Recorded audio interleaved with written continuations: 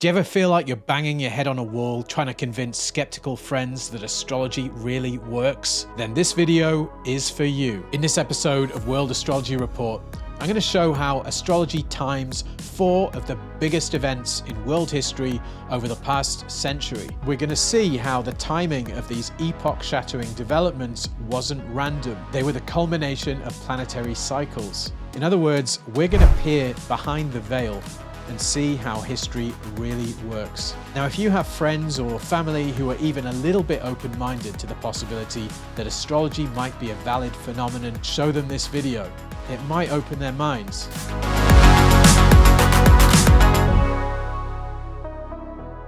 Now, before we get into our examples, we're going to need a bit of background. Astrologers believe that there is a correlation between celestial events and earthly events. In other words, the same rhythms that underlie the orbits of the planets also underlie our experiences here on Earth. Now, you might be thinking, how can that possibly work?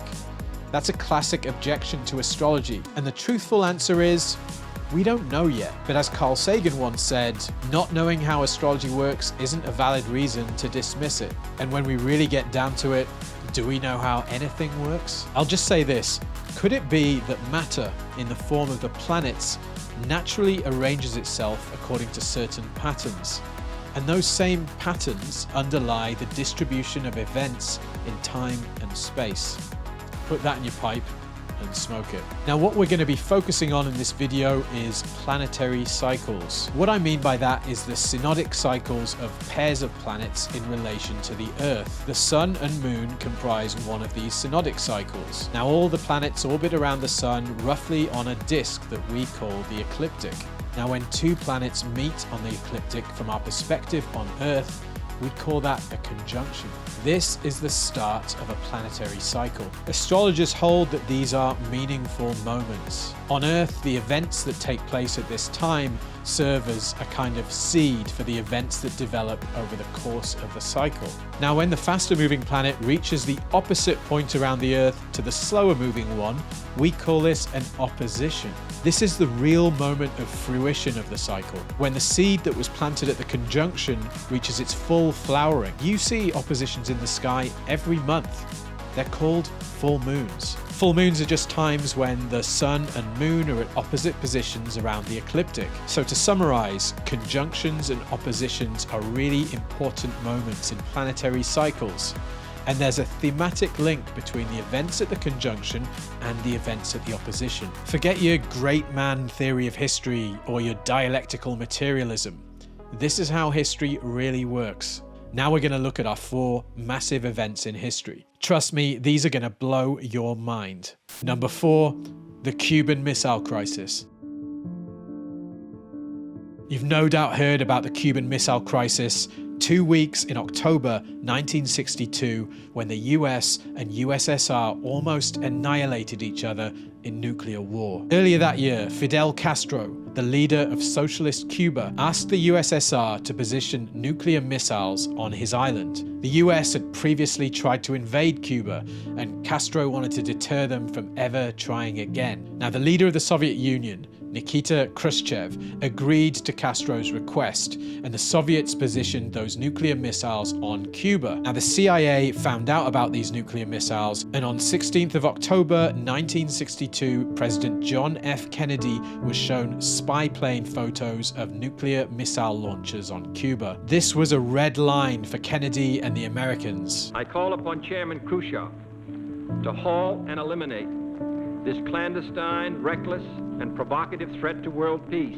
The next 2 weeks were 2 of the tensest of the entire Cold War. There was a genuine fear that the US and the USSR were going to go to war. Nuclear war. But here's the crazy astrology of all this. I'm going to focus on the cycle of Mars and Saturn, the 2 malefic planets in traditional astrology. Now, here's where Mars and Saturn were when Kennedy was told about the nuclear missiles in Cuba. They were just 2 degrees from an exact opposition. So our next question should be, what happened at the conjunction? A conjunction of that same cycle took place on the 8th of February 1962. And now we're going to look at the Wikipedia entry for the 7th of February, The United States government ban against all US-related Cuban imports and nearly all exports went into effect at 1 minute after midnight. The next day, the Supreme Soviet of the USSR approved a $133 million program of military aid to Cuba after having delayed action on it for 4 months. In other words, the US launched an economic war against Cuba, and the following day the USSR responded by launching a massive program of military aid to that country. So we can see that the conjunction of Mars and Saturn there promised a crisis over Cuba. And when the two planets reached an opposition, we got one. Number 3, the US entering the Vietnam War. In 1965, the US sent its first soldiers to Vietnam. The US was trying to prevent a communist takeover of Vietnam, which it thought would lead to a domino effect that would turn all of Southeast Asia communist. So the US joined the Vietnam War on the side of South Vietnam. South Vietnam was fighting North Vietnam, which was supported by communist states like China and Russia. Now, the first US soldiers landed in Vietnam on the 8th of March 1965. 3,500 US Marines arrived in Da Nang. Now we're going to look at the positions of Saturn and Pluto at that time. The Saturn-Pluto cycle lasts from about 32 to 38 years. It speaks to some of the toughest themes in life. Extremes of suffering, limitation, do-or-die moments when it's us or them. Now here's the position of Saturn and Pluto when those soldiers arrived in Vietnam. As you can see, they were within 6 degrees of each other, very close to an opposition. Now we can look to the beginning of that same cycle, and we can see that the conjunction of Saturn-Pluto of that cycle happened in 1947. 1947 was the beginning of the Cold War, when in the aftermath of World War II, the world split into 2 camps, a capitalist camp led by the US and a communist camp led by the USSR. In other words, the Cold War began in 1947 at the Saturn-Pluto conjunction, and at the opposition, the US got involved in the Vietnam War, the defining moment of the Cold War for the US. Number 2, the fall of the Berlin Wall. From the Berlin Wall specifically, take a look at them. They've been there since last night. They are here in the thousands. They are here in the tens of thousands. Occasionally they shout, Die Mauer muss weg, the wall must go. Thousands and thousands of West Germans come to make the point that the wall has suddenly become irrelevant. I don't think there was a bigger news event of the 80s than the fall of the wall. On the 9th of November 1989, the wall that had physically divided East and West Berlin and served as a kind of monument to the division between the communist and capitalist worlds came down. It was soon followed by the collapse of the USSR and the end of the Cold War. Now here's the chart, and we can see that at that time there was a Saturn-Neptune conjunction opposed by Jupiter. Now the conjunction of Saturn and Neptune is a very clear omen of its own. Saturn signifies structures, Neptune signifies dissolution. Saturn and Neptune meet and the wall dissolves. But we should also note that this moment was the culmination of not just 1, but 2 cycles.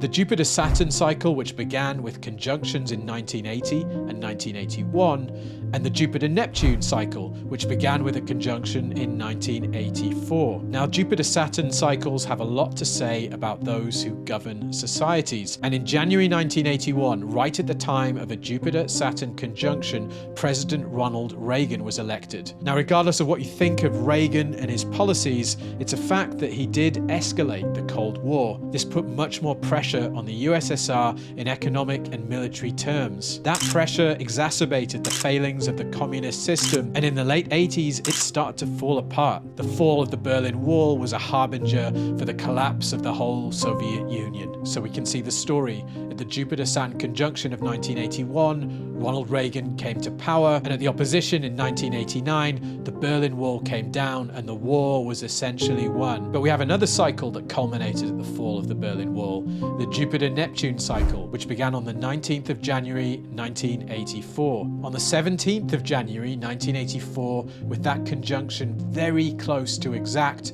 there was a huge disarmament conference in Europe in the city of Stockholm, Sweden. And the day before it took place, Reagan gave a speech to the US and to the world. And in Jupiter-Neptune fashion, it was an optimistic speech. It was focused on the subject of peace. We live in a time of challenges to peace, but also of opportunities to peace.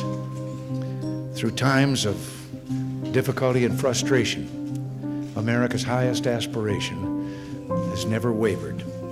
We have and will continue to struggle for a lasting peace. So that optimistic moment, that disarmament conference, came at the beginning of the Jupiter-Neptune cycle, and at its culmination in 1989, the Berlin Wall came down. Here we have two cycles telling the same story. Now I'm just going to interrupt the narrative quickly to let you know that I'm currently available for natal consultations. Planetary cycles can speak to your life history too. If you want to know which planetary cycles the major events in your life are synchronized to, book a consultation with me. I also use powerful traditional techniques such as zodiacal releasing to help people find their place and purpose in the world. If that sounds interesting to you, head to my website, danwaitesastrology.com, and book now. Thanks for listening. Let's get back to it. Number 1, the 9/11 attacks.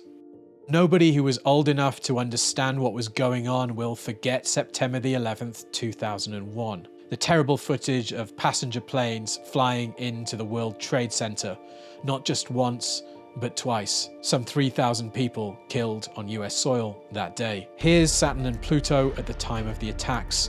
Note, once again, they're just 2 degrees away from an opposition. We have Saturn in the sign of Gemini, the sign of the twins, and Pluto in the sign of Sagittarius, the sign of faith. Now we look to the conjunction of that Saturn-Pluto cycle. That came in November 1982. And this was the time when the modern phenomenon of suicide bombing emerged in the country of Lebanon in the Middle East. On the 18th of April 1983, with Saturn and Pluto just 3 degrees away from a conjunction, there was a suicide bombing at the US Embassy in Beirut that killed 63 people.